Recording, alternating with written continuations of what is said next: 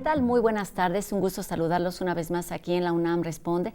Estamos transmitiendo completamente en vivo a través de la señal de TV UNAM para llevarles a ustedes toda la información que se va generando en torno a esta pandemia por el virus del SARS-CoV-2 que nos ha enfrentado a situaciones muy complejas en términos de salud, economía y sociedad. Y aquí en este espacio de nuestra Universidad Nacional Autónoma de México, todo esto lo hemos abordado a través de la voz de especialistas universitarios de nuestra comunidad universitaria que nos habla de su trabajo, de su investigación y que por supuesto nos dan guías para actuar responsablemente durante estas semanas de contingencia. Hoy hablaremos en particular de un tema que tiene que ver con la vida urbana y es la manera en la que habitamos nuestros hogares ahora que estamos en esta situación de aislamiento social precisamente generado por la pandemia. Esta tarde conversaremos con 3 investigadores universitarios. Comenzamos con la doctora Alicia Sicardi, quien pertenece al Instituto de Investigaciones Sociales, también con el doctor Medardo Tapia del Centro Regional de Investigaciones Multidisciplinarias, el CRIM, y concluimos con el arquitecto Gustavo Romero, quien pertenece a la Facultad de Arquitectura de nuestra universidad. Por supuesto, este tema tiene que ver con temas sociales, con temas personales, con temas de salud mental, así que tenemos mucho que platicar durante los próximos minutos. Los invito a que hagan junto con nosotros este programa. Por supuesto, están abiertas todas nuestras vías de comunicación, nuestras redes sociales y los números de WhatsApp que ustedes ya conocen. Y bueno, como todos los días, comenzamos este programa de TV UNAM con un panorama de lo que ocurre en nuestro país. Y es que de acuerdo al semáforo de riesgo implementado por las autoridades de nuestro país, pues continúa en rojo, así que el número de contagios y lamentablemente de decesos aún está en altos niveles y hasta el momento se registran ya 124,301 contagios por la enfermedad de COVID-19. Veamos qué sucede en nuestro país.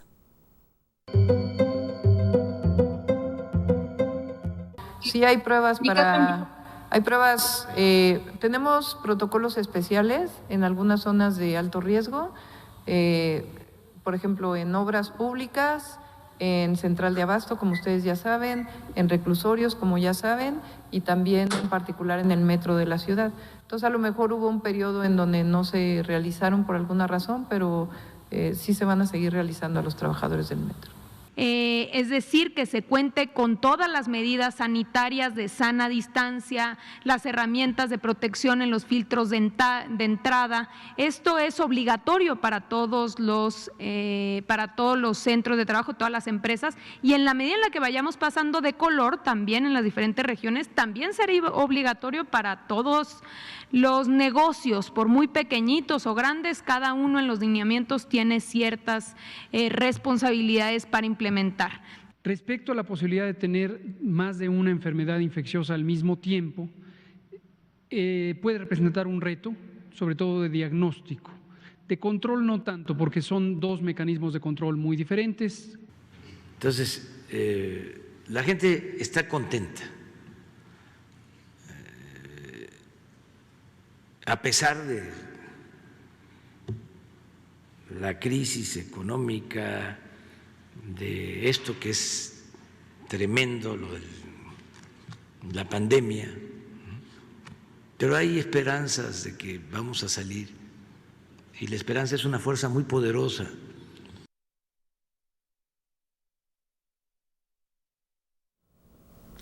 Perú es uno de los países más afectados en nuestro continente y se considera el 8º país a nivel mundial como con el número de contagios más alto, sumando ya 200,000 casos. Vamos a ver cuál es la situación de COVID-19 en el resto del mundo. Brasil suma más de 32,000 casos de coronavirus en un solo día. Perú supera los 200,000 casos de coronavirus. Argentina registra más de 1,000 nuevos casos diarios por primera vez. México registra 4,199 nuevos casos y 596 nuevas muertes en 24 horas. India registra 9,985 casos y 274 muertes en su segundo día de haber levantado el bloqueo. África supera los 200,000 casos de coronavirus. Bulgaria extiende emergencia epidémica hasta finales de junio. Grecia levantará gradualmente las restricciones de viaje para turistas italianos a partir del 15 de junio. En Reino Unido, las tiendas minoristas podrán abrir a partir del 15 de junio. En España, el uso de cubrebocas seguirá siendo obligatorio después de que finalice el estado de emergencia el 21 de junio. En China, ensayo en humanos comienza con otra posible terapia con anticuerpos de COVID-19. Austria levanta gradualmente los controles en su frontera con Italia y eliminará los requisitos de cuarentena para más de 20 países europeos a partir del 16 de junio. Dinamarca informa que la propagación de COVID-19 no se ha acelerado en el país desde que entró en su segunda fase de reapertura. Malasia reabre casi todas las actividades económicas y sociales. El regreso a las escuelas será por etapas a partir del 24 de junio. Como todas las tardes, me da mucho gusto saludar al doctor Carlos Rosales del Instituto de Investigaciones Biomédicas de nuestra universidad, quien el día de hoy nos explica algunas dudas sobre la situación de los pacientes que lamentablemente han sido intubados y también sobre lo que significa aplanar la curva. Doctor, buenas tardes. Gracias, Rosa. Muy buenas tardes. Seguimos con las preguntas de nuestro público. Ahora nos han preguntado, ¿es verdad que todos los pacientes que se intuban mueren? No, definitivamente no. Las personas que llegan a una unidad de terapia intensiva porque no pueden respirar bien, requieren en ocasiones ser intubados, esto es, ser conectados a un equipo de respiración artificial.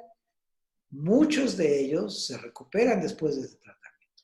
Desafortunadamente, algunos de ellos fallecen. Pero no es regla que el tratamiento lleve a la muerte. Al contrario, este es un sistema que ayuda a muchas personas a recuperarse. Otra pregunta. ¿Es verdad que aún no llegamos a la cúspide de la curva? Hemos estado revisando cómo se desarrolla la pandemia en México y vemos que el número de casos nuevos sigue aumentando. Tenemos aproximadamente 4,000 casos nuevos confirmados por día en los últimos días. Esto significa que aún no se detiene la pandemia en México. Sí, seguimos en la etapa de crecimiento. Y por tanto, no podemos hablar todavía de que hemos llegado a la cúspide de la curva. Pero para que esto siga sin avanzar muy rápido, ni tengamos números muy grandes de personas infectadas, hay que seguir con todas las recomendaciones. Cuídense mucho, por favor, y regresamos ahora con Rosa al estudio de TV UNAM. Gracias, doctor. Un gusto saludarlo a la distancia. Y bueno, entramos en este momento con la voz de especialistas universitarios. Condiciones de habitabilidad de las viviendas y del entorno urbano ante el aislamiento social impuesto por el COVID-19 es el nombre de un estudio preliminar que realizaron investigadores y también en el que participaron estudiantes de distintas instituciones y que, bueno, tiene como objetivo entender cuál es la situación de las personas que están precisamente cumpliendo el aislamiento desde hace ya varias semanas, por lo menos 10 en nuestro país y principalmente en zonas rurales. Esta tarde conversaremos sobre el objetivo de este estudio y cuáles son sus alcances con algunos de sus responsables. Me da muchísimo gusto saludar esta tarde aquí en la UNAM Responde a la doctora Alicia Sicarde, quien pertenece al Instituto de Investigaciones Sociales. También es profesora en los programas de posgrado de Ciencias Políticas y Sociales y Urbanismo de la UNAM. Doctora, buenas tardes. Un gusto que esté aquí con nosotros. Buenas tardes, Rosa. A ti y a todo el auditorio. Gracias. Pues mucho que platicar. También me da mucho gusto saludar al doctor Gustavo Romero Fernández, quien pertenece a la Facultad de Arquitectura y es especialista en desarrollo urbano y vivienda. Doctor, buenas tardes. Muchas gracias. Buenas tardes. Gracias por estar aquí con nosotros también. Y saludamos a nuestro tercer invitado, el doctor Medardo Tapia Uribe, investigador del Centro Regional de Investigaciones Multidisciplinarias, el CRIM de la UNAM, y quien coordina el programa de investigaciones sobre gobierno y políticas públicas. Doctor, buenas tardes y gracias por acompañarnos. Buenas tardes, Rosa, y buenas tardes a toda la audiencia.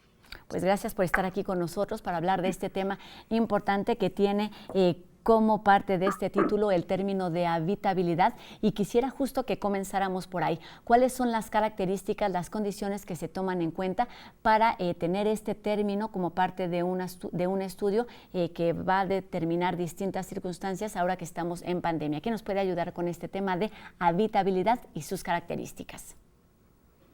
Bueno, si quieres, comienzo yo. Comenzamos, doctor. Bueno, la noción de habitabilidad alude a características tanto materiales como subjetivas que tiene la vivienda, como el espacio de hábitat, ¿no es cierto?, de una familia o de las personas que en ellas habitan. Hay condiciones materiales que están vinculadas a la calidad de los materiales, al espacio. Sobre todo en este momento nos interesa mucho trabajar en torno al número de cuartos y al tamaño de las viviendas en función del tipo de familia. También hace referencia al diseño de la vivienda, por ejemplo, el tener no solamente cuartos, sino tener algún espacio abierto, un patio. Claramente en esta situación incide para que haya mejores condiciones de habitabilidad para las familias. Pero también hay factores subjetivos, ¿no? Es decir, que tienen que ver justamente con las percepciones que tienen las personas respecto al uso del espacio. Y justamente el estudio que nosotros hicimos es un estudio para conocer cómo las familias, las personas se adaptan a esta situación de aislamiento social en sus viviendas, que implica modificaciones en el uso de la vivienda, en la intensidad, en cómo todos los miembros de una vivienda conviven, ¿no es cierto?, en determinada casa. Y lo que tratamos justamente nosotros de analizar es en qué medida existen condiciones diferenciales de habitabilidad para los distintos tipos de familia en distintas ciudades del país que hemos analizado.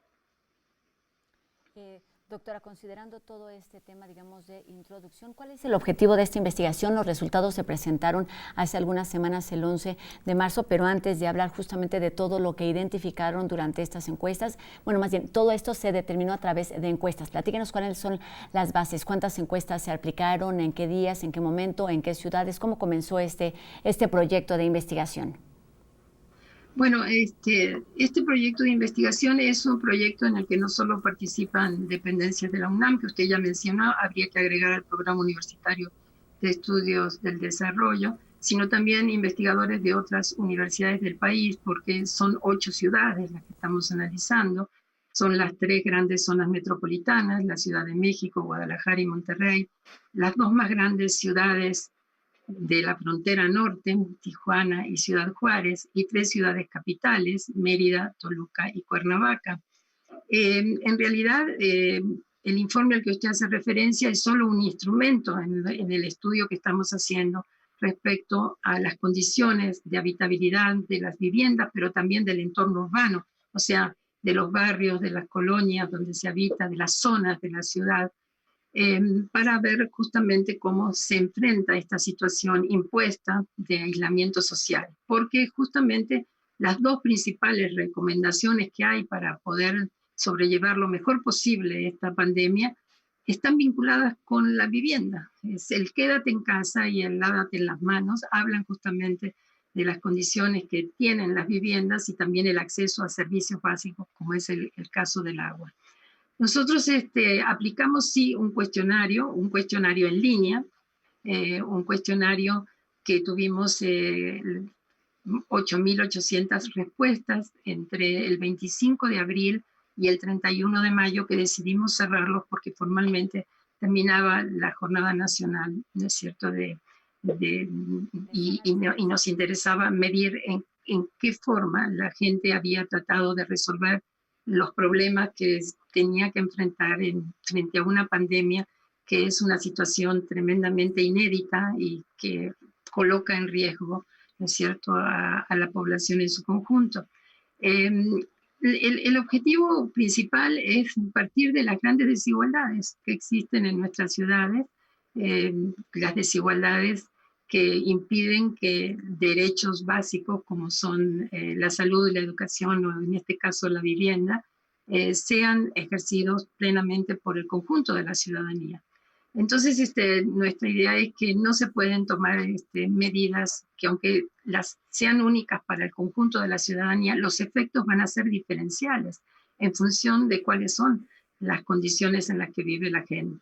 Y de esta manera nuestra preocupación se centra en el hecho de que creemos que hay que tratar de diseñar acciones que sean específicas, no solamente las generales, como el lávate las manos o quédate en casa, sino también acciones específicas en función de las características en que se encuentran determinados grupos de familias que viven y habitan en determinados tipos de vivienda y sectores o zonas de la ciudad. Doctora, y pues para identificar justamente estas acciones específicas que se pueden llevar a cabo, me gustaría que el doctor Romero nos hablara ahora, precisamente partiendo de esta generalidad, en qué tipo de viviendas, en qué tipo de colonias, de acuerdo a donde se realizaron estas encuestas, se tienen más dificultades para enfrentar este aislamiento, esta recomendación de quedarse en casa, doctor. Bueno, creo que precisamente lo que tenemos es que, tal como se decía, una gran diversidad de situaciones, en este caso de las condiciones habitables, de las condiciones físicas, de lo urbano arquitectónico, no solamente de la vivienda en sí, sino también, como se decía la doctora, desde su entorno en este aspecto. Pero y también lo que es muy importante es que debemos considerar la vivienda no solamente como de la puerta hacia adentro de esas situaciones, sino también todos los elementos con los cuales está este espacio habitable, ¿no? Y entonces aquí lo que tenemos es que hay una gran diversidad de situaciones, como decía yo, urbano-arquitectónicas, ¿no? Tenemos toda la gente que vive en departamentos, pero los departamentos son enormemente diferentes también. Tenemos, por ejemplo, una característica que es bastante problemática, que es, por ejemplo, en el caso de la Ciudad de México, toda la zona que se construyeron edificios de departamento desde los años 40 hasta los años 60 más o menos, en que muchos de ellos, como la colonia San Rafael y algunas de ellas, tienen las más altas densidades que conocemos, construidas por cada 100 metros, es decir, hasta a veces 12 viviendas por cada 100 metros, en edificios que, digamos, que tienen viviendas chicas. Se hacían viviendas chicas desde 30, 40, 50 metros desde esa época. No es nuevo esta situación. Y entonces muchos de estos edificios, inclusive de la colonia Roma, de la colonia de los Doctores, de la colonia Obrera, muchas de esas colonias viven una alta densidad tanto de familias como en situaciones generalmente de viviendas realmente chicas, y muchas de ellas en procesos de deterioro. Entonces, esto, por ejemplo, es uno de los ejemplos de ellos. Pero también están todo otro tipo de departamentos. Están los departamentos de tipo medio, en que hay unas mejores condiciones, pero que todavía no tienen muchas satisfacciones más externas. Y están, por ejemplo, los conjuntos habitacionales, ¿no? Y los conjuntos habitacionales tenemos, por ejemplo, de los de periferia, que hay de muchos tipos, ¿no? De diferentes situaciones, y que de alguna manera pues pueden tener también condiciones desde menor o mayor cantidad, y entre tanto tengan mayores equipamientos y mayores espacios abiertos. Esto puede ser útil, porque una de las cosas que queríamos nosotros hacer ver es que no se trata de decir solamente métete a tu casa. Esto era muy simple, sino qué significa meterte a tu casa, porque hay muchas cosas que posiblemente sea mejor salirte de tu casa por el hacinamiento, por la bronca, y creo que mientras se mantenga la sana distancia y la gente pueda salir a los espacios contiguos, primero los espacios contiguos, por ejemplo, los condominios horizontales o los condominios verticales, que tienen espacios comunes de alguna manera y que pueden ser utilizados también en esta cuestión, ¿no? De alguna manera. Las colonias populares, que es otro elemento. Las colonias populares son muy diversas, de las que ya están plenamente consolidadas y han tenido cambios bastante amplios de situaciones, pero que también tienen fenómenos como el del condominio familiar, en donde viven varias familias en casas que se fueron creciendo en el tiempo, ¿no? Que entonces también en esto las condiciones no son precisamente las mejores para poder hacer la convivencia familiar, ¿no? De alguna manera. Y entonces esto nos implica que tiene que haber este entendimiento de la manera como habitamos estos lugares. Y precisamente lo que la encuesta lo ve en las diferentes dimensiones de la presión que se ejerce sobre ellas, de densidades, por ejemplo, de uso, ¿no? De alguna manera. de la intensidad también de las cosas que tienen que ver con lo interno, ¿no? Hemos visto el problema del sonido, el problema interno del sonido y el sonido externo también, ¿no? De alguna manera. Y entonces lo primero que hay que ver con esto es la enorme, vuelvo a repetir, la enorme diversidad, desde sectores que tienen muy buenas condiciones para poder tener la vida en resguardo interna, hasta muchísimos que enfrentan muchos problemas y que, bueno, decir, pudiera ser peor quedarse en su casa que no. Exactamente, bueno, hay tantas realidades como familias en nuestro país y precisamente para irle poniendo, digamos, rostro a estas realidades, me gustaría que el doctor Tapia nos ayudara a entender o nos platicara justamente de las condiciones que encontraron, por ejemplo, en regiones como colonias populares de Cuernavaca a raíz de este estudio y de estas encuestas, doctor. Le escuchamos. Sí, muchas gracias. Efectivamente, en el caso de Cuernavaca, nosotros finalmente entrevistamos a 200 personas. Pero en estos análisis preliminares, nosotros encontramos que 2 de cada 3 personas viven en viviendas de menos de 100 metros cuadrados y la mitad de nuestros entrevistados vivía en colonias populares. Entonces, ellos viven, 2 de cada 3 viven en viviendas muy pequeñas, ¿verdad? Y en ellas viven hasta 5 personas, ¿sí? De los cuales solo 1 o 2 salen a trabajar. Entonces, ese es un problema porque, pues desde luego, más del 80% de nuestros entrevistados, ¿verdad?, enfrentan esa situación, porque además, a pesar de que son propietarios de estas cosas, estamos en provincia, estamos en Cuernavaca, ¿verdad?, resulta que las colonias populares tradicionales, ¿verdad?, se componen de colonias populares urbanas, recientemente constituidas hace 20, 30 años, y otras colonias populares que son de raíz indígena, que se los fue comiendo la ciudad, ¿no? Entonces ahí el problema es el tamaño de la vivienda, y que viven hasta 5 o más personas en el 20% de esas viviendas, ¿verdad? Y además solo 1 de cada 3 personas reporta tener una plaza cerca de su casa en estas colonias populares, ¿sí? A diferencia de en las ciudades grandes como Guadalajara, Ciudad de México y Toluca, que también revisamos, ¿verdad? Hay de 9, 8 y 6 de cada 10 plazas públicas cerca de su casa. En Cuernavaca solo es 1 de cada 3. Bueno, además, el contraste de vivir hacinado para quedarse en casa, ¿verdad?, en superficies menores de 100 metros cuadrados, ¿sí? El otro problema que encontramos es que 1 de cada 3 adultos mayores viven solos. Y esto es importante porque Cuernavaca fue tomándose como para la gente mayor venirse a vivir para acá. Entonces tenemos una gran representatividad de adultos mayores y encontramos que solo 1 de cada 3 viven solos, lo que les dificulta cumplir con las restricciones de su cuidado que le han puesto quédese en casa, como para proveerse de alimentos o ir acompañado para una recomendación de algunos de estos comercios, o en algunos comercios que no admiten personas mayores de 60 años, ¿verdad? Ahora, otro de los problemas que encontramos, es decir, para darle cuerpo a esta situación de qué problemas tienen, en Cuernavaca tenemos el severo problema del agua que se vive en Cuernavaca. Solo 1 de cada 2 viviendas en Cuernavaca, perdón, 1 de cada 2 viviendas en Cuernavaca tienen problemas de agua. A pesar de que están conectadas, tienen tandeos, solo las reciben unos días a la semana. Y esto es grave porque Cuernavaca, en realidad, por los mantos freáticos, no hay problema. Pero el problema es la operación del agua. Y imagínense ustedes que el organismo operador recibió 59,000 reclamos y se realizaron bloqueos de calles por falta de agua y cobros excesivos, ¿sí? Imagínense también que se pierden, es una de las ciudades en donde más se pierde agua por cada kilómetro de red de agua, 51.3 millones por cada kilómetro de red de agua. Muy bien, entonces el problema del agua, pues para lavarse las manos y quedarse en casa, pues es un problema para la gente de Cuernavaca, como en otros lugares, ¿verdad?, del país, ¿verdad? Ahora, otro de los problemas que nos dicen para quedarse en casa, según ellos mismos, ¿verdad?, como trabaja solo una persona, el problema es de quedarse en casa significa no ir a trabajar. Y no trabajar es un gran problema para ellos y para proveer alimentos, ¿sí?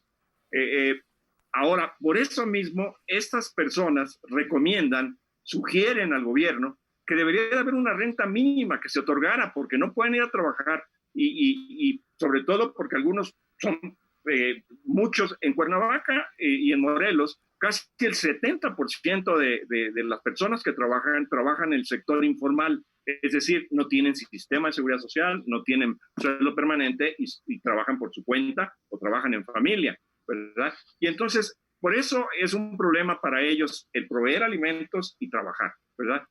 Y bueno, inicialmente yo diría que estos son los principales problemas que ellos dicen, porque también sin ir a trabajar y sin tener una plaza pública, también ellos dicen que no tienen a dónde salir.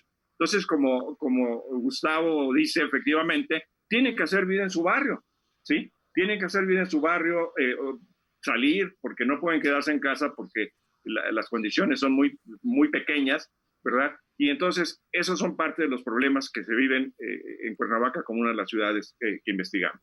Exactamente, una de las tantas realidades que se viven en nuestro país, pero bueno, seguramente hay mucho que seguir platicando sobre este estudio de las condiciones tanto materiales como subjetivas que determinan qué tanta tranquilidad o qué tanto bienestar podemos tener en casa a raíz justamente de esta recomendación del gobierno federal de mantenernos en casa.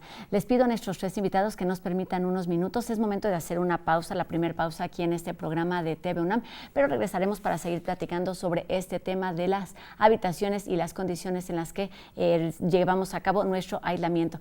Ustedes los invito a que se sigan quedando con nosotros, es momento de hacer una pausa. Volvemos con cápsulas sobre cultura, humor y algunas otras reflexiones. No se vayan, esto es La UNAM Responde.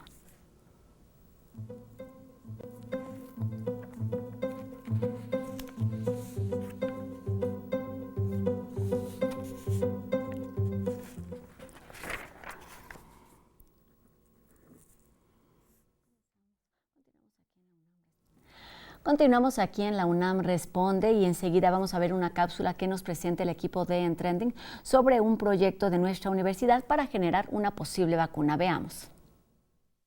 En un esfuerzo conjunto, la UNAM y el gobierno capitalino instalarán un laboratorio para que expertos puedan trabajar en el desarrollo de una vacuna contra el virus SARS-CoV-2. Se requiere contar con un espacio que cumpla con características especiales para tener el nivel 3 de seguridad y el manejo de este patógeno tenga el máximo control para evitar una exposición de riesgo o propagación. Será en la Facultad de Medicina Veterinaria y Zootecnia donde se alojará el laboratorio. La especialista en ingeniería bioquímica y responsable del proyecto, Laura Palomares, ya trabaja junto con su equipo en las primeras fases. Aunque falta tiempo para que la vacuna esté lista, es parte del esfuerzo de científicos mexicanos para atender la actual emergencia. El proyecto de esta investigación empezó desarrollando un sistema para analizar los virus del Zika y el dengue, y de este trabajo ya se han obtenido resultados muy alentadores en modelos animales, un esfuerzo de utilidad para hacer vacunas de otras enfermedades. Se espera que estos resultados se repliquen en el caso del coronavirus, iniciando las pruebas en animales para evaluar si se producen los anticuerpos neutralizantes que se necesitan. El gobierno de la Ciudad de México, a través de la Secretaría de Educación, Ciencia, Tecnología e Innovación y la UNAM, aportarán recursos para esta causa. Todos los días, Cultura UNAM se renueva para ampliar su número de opciones y mantenernos en casa. Enseguida, Anel nos tiene algunas recomendaciones. Hola, yo soy Anel Pérez y esto es Cultura UNAM en casa. Estamos de luto desde el lunes pasado porque ha fallecido el maestro y querido amigo Manuel Felgueres. Es sin duda una pérdida profundamente dolorosa que deja un hueco inmenso en nuestra historia, particularmente en la de la UNAM. A sus 91 años permanecía activo, hace apenas unos meses que se inauguró una exposición para él en el MUAC. El maestro Felgueres fue un innovador. Sacudió la pintura y la escultura mexicana para que dejaran atrás el nacionalismo de la escuela mexicana y para dar lugar a lo que hoy diríamos que es el arte contemporáneo mexicano. También muy activo en la poesía visual, en la Dirección de Literatura y Fomento a la Lectura, tenemos un número de periódico de poesía completamente ilustrado por él. Le invito a que lo conozca, es el número 5, que corresponde a enero a abril de 1988. También participó con nosotros en una entrevista titulada Manuel Felgueres y la poesía visual que le hiciera Pilar Jiménez Trejo en 1994, también en periódico de poesía. Se las dejamos para que puedan consultarla. Los cuadros son como los hijos. Primero se conciben y luego les pones el nombre. Para hacer esto casi siempre parto de la poesía, decía el maestro. En otra pregunta respondió, la poesía Tiene la virtud de ser corta y entonces de pronto tengo ganas de leer un poema que ya conozco, lo hago y vuelvo a guardar el libro. Hay momentos en que detienes el trabajo y se te hace indispensable leer un poema. Lo invito también a que escuche una entrevista que el maestro Felgueres concedió a TV UNAM con motivo de su actual exposición en el MUAC. Esta será transmitida el jueves 11 a las 15:30 horas y una retransmisión el sábado 13 de junio en punto de las 18 horas. Y por otra parte, la Dirección de Teatro presenta Vamos Todos en Línea, idea original y actuación de Gerardo Trejo Luna. Es un proyecto que podemos ver en video a partir del miércoles 10 de junio en la página de teatro. Es un documento de vida, es también teatro, media, ficción, algo que nos permite reflexionar y reírnos de nuestra propia muerte. Trejo Luna dice que es un proyecto que surge de la reflexión que provocan algunas preguntas que hay en el aire. ¿Qué significa morir? ¿Qué significa la muerte de otro? ¿Qué tanto importa la razón por la que se muere alguien? ¿Dónde está mi presencia aquí y ahora? Si preferimos ahora las pantallas, si dejaremos de tocarnos, ¿cuál es el sentido? En fin, son preguntas que rodaron en la cabeza de Trejo Luna al desarrollar algunos de sus montajes anteriores, pero que son preguntas que también hoy día compartimos mucho dentro del contexto de la pandemia mundial de la COVID-19. Y finalmente aquí en TV UNAM estamos imparables con Musicalmente Culinario, en el capítulo dedicado ahora a Strauss de Viena. Esta es una serie, como ya sabe, de Helmut Gurlt que nos encanta porque sigue los pasos de compositores famosos a través de sus platillos favoritos. Hoy veremos y escucharemos y nos deleitaremos también sobre el vals y la cocina vienesa antigua, que combina varias tradiciones culinarias de las tierras de la corona austrohúngara. Así que veámoslo hoy en punto de las 19:30 horas aquí en TV UNAM. Regresamos a la UNAM Responde con Rosa y mis compañeros de TV UNAM a seguir atentos a todos los avances importantes sobre este virus que nos tiene a todos confinados en casa. Y nuevamente, maestro Felgueres, descanse en paz. Yo lo veo mañana con más recomendaciones de Cultura UNAM. Hasta mañana. El equipo de No Memes sigue buscando y encontrando nuevos efectos de esta cuarentena. Vamos a ver cuáles son las novedades en la siguiente cápsula. Entre el gambusino de oro y la oveja eléctrica hay un montón de cuentos que funcionan en el mundo natural y el mundo tecnológico. Fíjense en la siguiente nota que enchufa a los dos mundos. Y sin hacerle más al cuento, los dejo con esta colaboración de No Memes.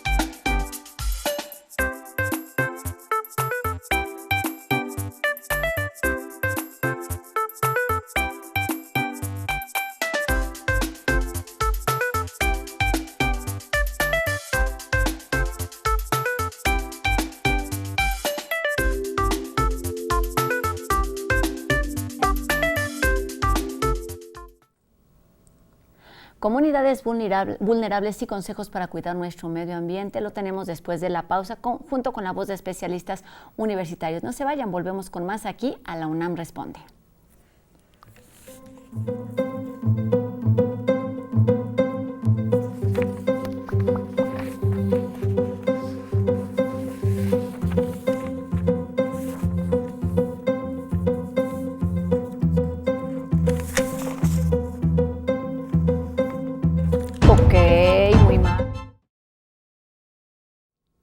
Comenzamos este último bloque de la UNAM Responde con otra cápsula del equipo de Entrending, quien nos ayuda a identificar los productos biodegradables o reciclados con el objetivo de cuidar un poquito más nuestro planeta.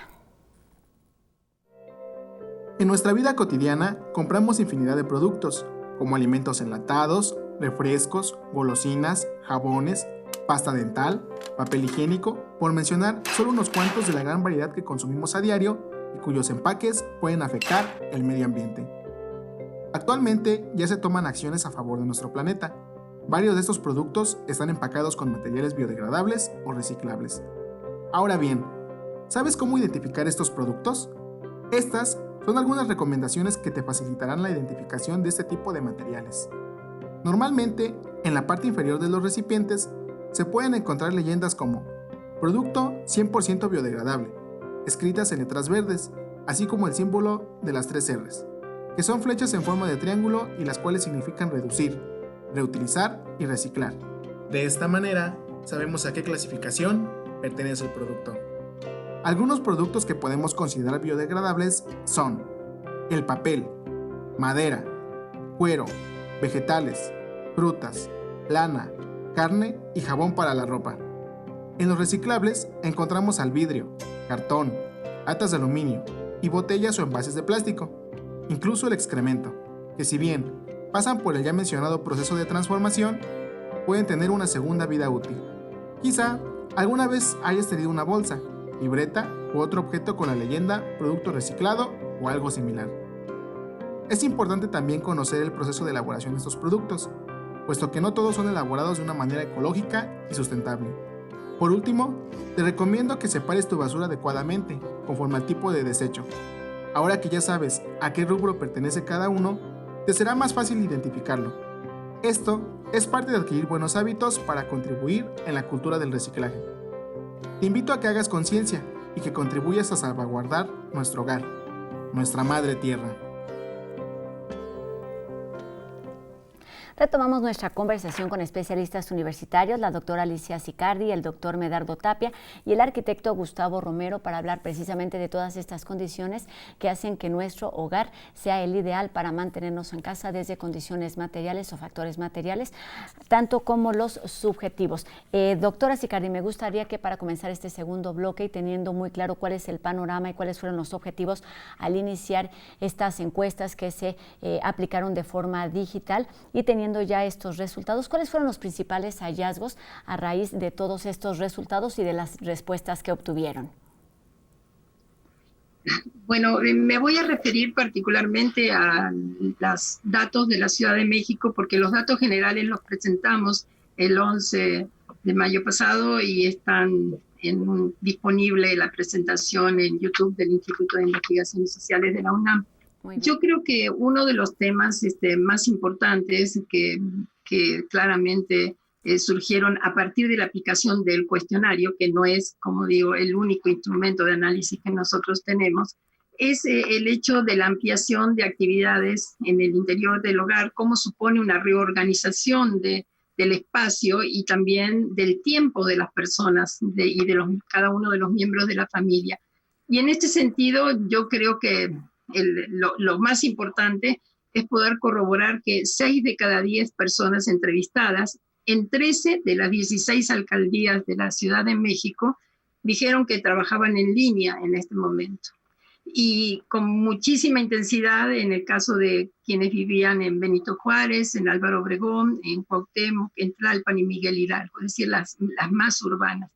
Pero también no solamente hay trabajo en línea en la casa, sino que está todo el proceso educativo, ¿no es cierto?, cuando hay niños en la casa, y entre 4 y 5 de cada 10 personas entrevistadas dijeron que había también actividades de aprende en casa.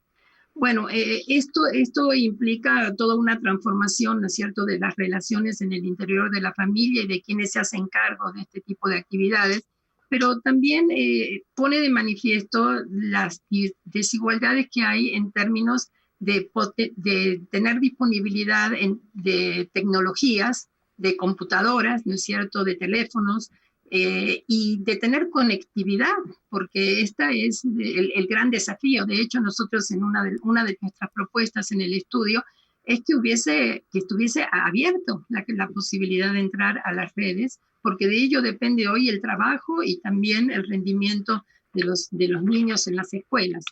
Pero digamos así, lo más importante en esto quizás es quiénes asumen estas tareas. Bueno, en realidad hay una transformación en el interior de la familia de que hombres y mujeres, por ejemplo, participan de manera más conjunta, tanto en tareas domésticas como en la compra de alimentos. Esto en la Ciudad de México, no así en otras de las ciudades que nosotros estamos estudiando.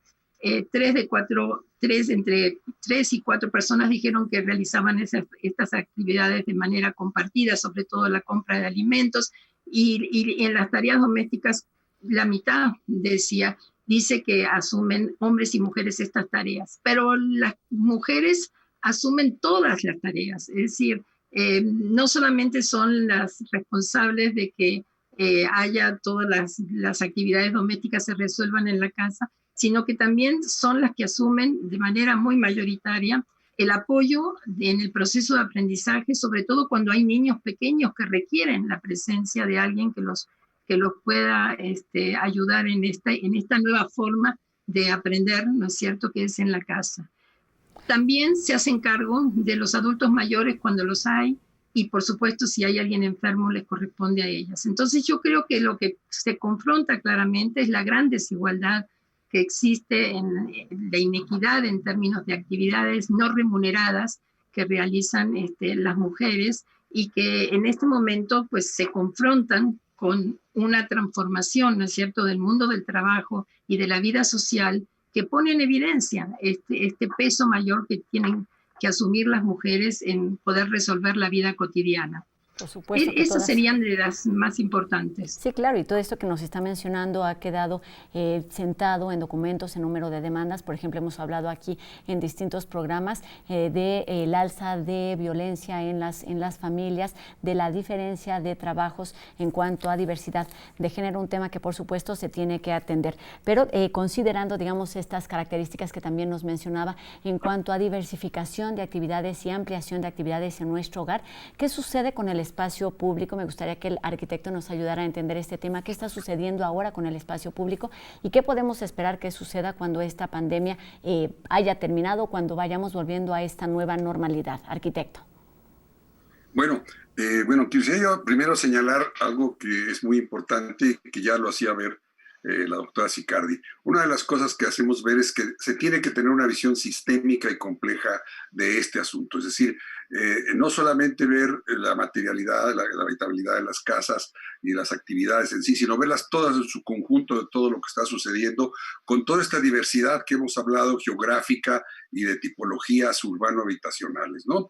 Y una de ellas tiene que ver precisamente con la relación con los espacios públicos, es decir, cómo es la posible utilización de los espacios públicos de la mejor manera. La primera cuestión es que los espacios públicos son fundamentales para poder, empezando desde la calle, evidentemente, aquella que todos podemos usar de alguna manera. Hay algunas cosas que son medio semiprivativas y otras ya son medio semipúblicas, y después están las partes públicas. Entonces, este uso de estas situaciones es muy importante. En el caso de la Ciudad de México, quizá como lo vimos en la referencia, sí hay un poco más de espacios públicos, de alguna manera, sobre todo en ciertas zonas. Y como siempre también está muy diversificado, hay zonas con mayor espacio público, de mayor calidad y mejores situaciones, ¿no? Pero esto también ha habido porque de alguna manera en esta ciudad ha habido políticas públicas desde hace tiempo, como el de mejoramiento barrial, que la doctora Alicia Siccardi se evaluó cuando era directora del PUEC, y después los que participamos, tan ella y yo como conocimos de las 600, 800 acciones que se han hecho. Muchas de ellas tenían que ver con el mejoramiento del espacio público a partir de la demanda misma de los habitantes, ¿no? Entonces, en esto se empezó a utilizar y mejorar muchísimas cuestiones de este tipo de estas situaciones. Entonces, el espacio público es vital, y entonces lo que se ha dicho es que se puede usar, pero también aquí con el criterio de que ya se está empezando a manejar de la sana distancia y de los factores de contaminación que pueden existir ante eso. Entonces, el espacio público es fundamental para poder utilizarlo en este sentido, es decir, que no solamente sea el encierro específico en la vivienda, que también, como hemos dicho, hay muchas diversidades de esta situación, pero en este caso relacionado con el espacio público, ¿no? De alguna manera que la gente pueda usar. Salir a la calle cuando hay poca gente no es tan riesgoso, pero sí eso tiene que ver con muchas cuestiones y diferentes lugares donde hay mayor densidad de uso de ese tipo de cuestiones. Entonces, creo que el espacio público es clave, y su mejoramiento, su ampliación, todo ese tipo de cosas serían cosas que tendríamos que tomar en cuenta porque es quizá uno de los aspectos que es en principio más fácil incidir, ¿no? De alguna manera. Considerando todas estas características que determinan la forma no solo en la que actuamos, sino en la que nos comportamos y en la que nos sentimos, ya que estamos tantas horas, tanto tiempo en casa conviviendo con nuestras familias, me gustaría que el doctor nos ayudara ahora a entender o a descifrar quizá cuáles son esos estándares ideales de calidad que se deberían o que se podrían tener para tener las condiciones necesarias de permanecer en casa y bueno, ya que cuarentena se va ampliando durante algunas semanas con algunas restricciones, digamos, que se van mejorando. ¿Cuáles son estos estándares de calidad que se han identificado a raíz de esta investigación, a raíz de estas encuestas, doctor?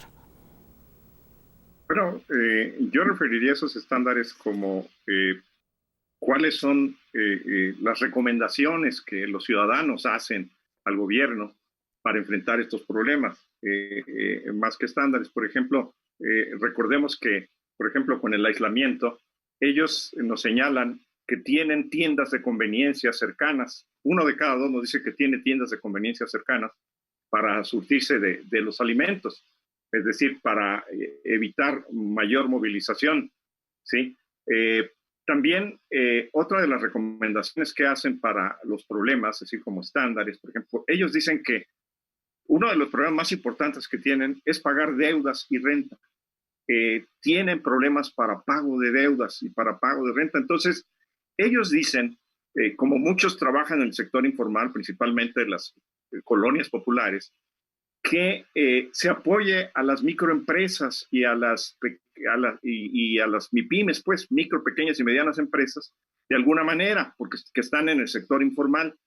Y eso, fíjese que en la Ciudad de México, en Iztapalapa y en otras ciudades, pero principalmente en la Ciudad de México, en varias de las alcaldías, crearon un paquete de apoyo para que le llamaron Mercomuna, mediante los cuales los gobiernos locales, los gobiernos municipales, que no son autoridad sanitaria, no pueden colaborar de otra manera, les ofrecieron unos vales que son canjeables precisamente en estas tiendas y mercados de conveniencia. Entonces, esa sería una buena situación que se ha aplicado en la Ciudad de México, pero en Cuernavaca no se ha aplicado. Entonces, esa es una situación. En otros municipios han hecho algunas otras cuestiones, por ejemplo, han hecho que la brecha entre el campo y la ciudad sin intermediarios, poner unas despensas con apoyos de 300 pesos quincenales, por ejemplo, ¿sí? Entonces, eso podría ser es lo que ellos recomiendan, ¿sí? La otra cuestión, por ejemplo, para el hacinamiento, es habilitar, como lo decía la doctora Sicardi, herramientas tecnológicas, TICs, ¿verdad?, TV pública para cumplir con la escuela en casa, porque no es posible hacerlo de esta manera y más no hay espacio privado para que ellos puedan utilizar computadoras. De hecho, menciona ellos con problema. También la otra cosa es habilitar espacios públicos, ¿verdad? De alguna manera. Sería ver cómo para evitar que fuera nada más de manera desordenada, ¿sí? La otra cuestión como estándares, es decir, habilitar entregas a domicilio de alimentos y despensas. Eso que nos parecería mucho, en Morelia se está haciendo eso. En Morelia a las despensas se las entregan directamente a sus domicilios para evitar la movilidad, ¿verdad? También son los gobiernos locales lo que han hecho, ¿verdad? Y estos sistemas de vales, por ejemplo, que se surten en las tiendas cercanas, no en los grandes supermercados, ayudan a las microempresas y ayudan a las personas en situación de vulnerabilidad, ¿sí? Pues sí. Y otra, bueno, de lo que se quejan y que los vecinos salen frecuentemente. Muchos opinan que deberían de ser más estrictos con los que salen y organizan reuniones, porque sus vecinos salen y organizan reuniones, ¿verdad? Y ellos creen, por esta razón, que lo que ofrecen de mensajes no es convincente, ¿sí? Y entonces, sí, claro, con estándares o ideales, y lo último era decir, que les permitieran diferir los pagos, de pagos de luz, de agua y de renta, ¿verdad? Y que las medidas preventivas quizás, dicen ellos, debieran de haberse iniciado antes. Pues ahí están algunas de las recomendaciones que se pueden seguir a distintos niveles para atender estas distintas realidades que se viven en las ciudades de nuestro país, que tiene que ver efectivamente con factores materiales, pero también con factores subjetivos. Y lo que es más importante es justo la suma de voluntades de autoridades locales, de autoridades federales y por supuesto de la ciudadanía en general. Lo que se busca es tener básicamente buenas condiciones dentro de nuestro hogar. Así que bueno, agradezco a los tres investigadores esta tarde por estos minutos para la UNAM Responde, a la doctora Alicia Sicardi, al doctor Medardo Tapia y al arquitecto Gustavo Romero, sus minutos. Y bueno, esta investigación que, como nos decían, se puede consultar completa en la página del Instituto de Investigaciones Sociales de nuestra universidad, en caso de que ustedes requieran tener más detalles sobre estas realidades. Agradezco estos minutos y bueno, tenemos más información aquí en la UNAM Responde. Y es que nuestra televisora TV UNAM comenzó una colaboración con la Comisión para la Igualdad de Género de nuestra universidad y vamos a ver en la siguiente cápsula una muestra del trabajo que están realizando. Veamos. Hola, ¿cómo están? Bienvenidas y bienvenidos a Ser Universitarias, una colaboración entre TV UNAM y la Coordinación Universitaria para la Igualdad de Género. Yo soy Sandra Lorenzano y a nombre de nuestra coordinadora, la doctora Tamara Martínez Ruiz, les doy la bienvenida.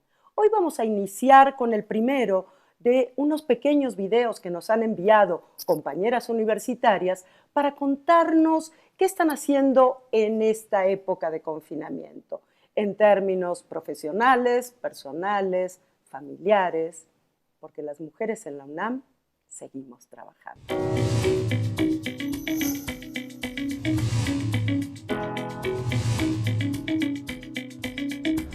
Hola, soy Paola Cuevas, estudiante de la carrera de Pedagogía en la Facultad de Filosofía y Letras, y esta cuarentena no he dejado de trabajar.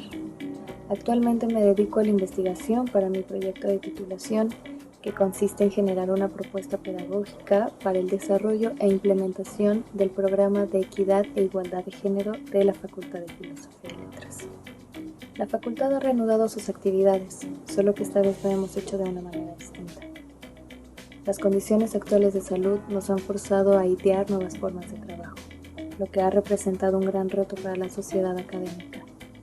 Las clases esta vez son en línea, al igual que las asesorías, los proyectos, los trabajos de investigación, los exámenes.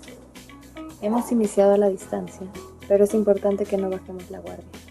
Cuidémonos y cuidemos a los demás. La UNAM no para y las mujeres tampoco paramos. Ahí está primer pieza y enseguida Flavio Florencio nos presenta otra cápsula que habla sobre la comunidad LGTBI+, y bueno, por supuesto, en la situación que están viviendo durante esta pandemia por COVID-19. Veamos. Hola Rosa, buenas tardes, ¿cómo estás? Feliz miércoles a todos ahí en el estudio. Hoy quiero retomar un tema que ya he tocado aquí en el programa, que es la vida de esta mujer transexual, Samantha Flores, de 86 años. Samantha, como recordamos, ha creado el primer albergue de la comunidad LGTB en la Ciudad de México, donde alberga muchísimas personas de la tercera edad. Me parecía muy importante algo que dijo Samantha cuando mencionaba que los adultos de la tercera edad heterosexuales eran olvidados y los adultos de la tercera edad LGTB eran invisibles. Quise contactar a Arturo Soto, que es el psicólogo de este albergue, para que me cuente un poco más la situación de estas personas ante la pandemia del coronavirus. Y también Arturo tiene un canal de YouTube muy interesante donde da consejos sobre la tercera edad en la comunidad LGTB, y esto es lo que nos cuenta Arturo. ¿Qué es más difícil a nivel social? ¿Ser viejo o ser gay? ¿Qué tal ser ambas? Las personas LGBTI que ahora son ancianas crecieron en una sociedad menos abierta e inclusiva, lo cual forzó a muchos a permanecer en el closet o distanciarse de sus seres queridos y sufrir todo tipo de abusos. Muchos de ellos no tienen descendientes, así que las redes de apoyo familiar también suelen ser limitadas. Entonces, entre la gente gay no puede ser vieja y entre la gente vieja no puede ser gay. Arturo, la comunidad LGTB cuando envejece, ¿cuáles son los riesgos más grandes a los que deben enfrentarse? Hay muchos riesgos y tiene mucho que ver con el no tener un acceso durante toda la vida a servicios de salud. Esto hace que muchas personas mayores que envejecieron en pobreza, situación de calle, con falta de oportunidades, pues lleguen con más enfermedades a la vejez.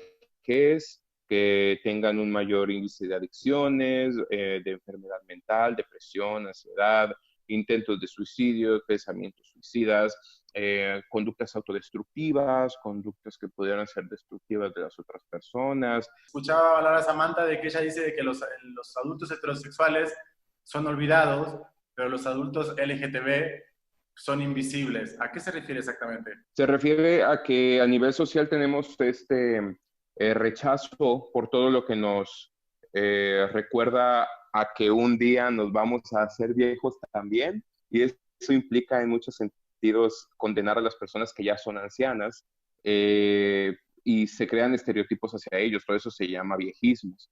Y en el caso de las personas LGBT, como son tan, entre comillas, raros encontrarnos con ellos, pues tendemos a creer que simplemente no existen.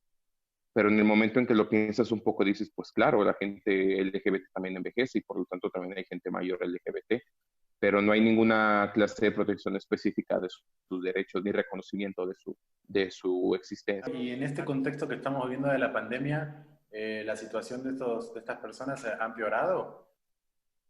Ha empeorado en el sentido de que el adulto mayor LGBT usualmente no tiene una familia que esté pendiente de ellos para sus tratamientos, para sus medicamentos, para sus apoyos.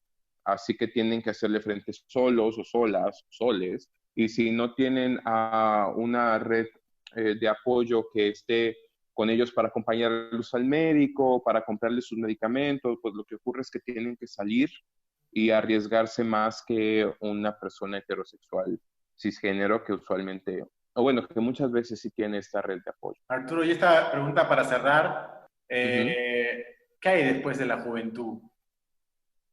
Posibilidades. ¿Y qué posibilidades hay para la comunidad LGTB? Está la posibilidad ya actualmente de tener una familia, si es que así lo deseas, encontrar una persona con la que formar ese sueño, si es que ambos lo desean así, desarrollarte profesionalmente, tener un buen trabajo que no esté en riesgo de perderlo debido a que a tu orientación sexual o a tu identidad de género, una existencia más plena y menos juzgada, menos al margen de los derechos.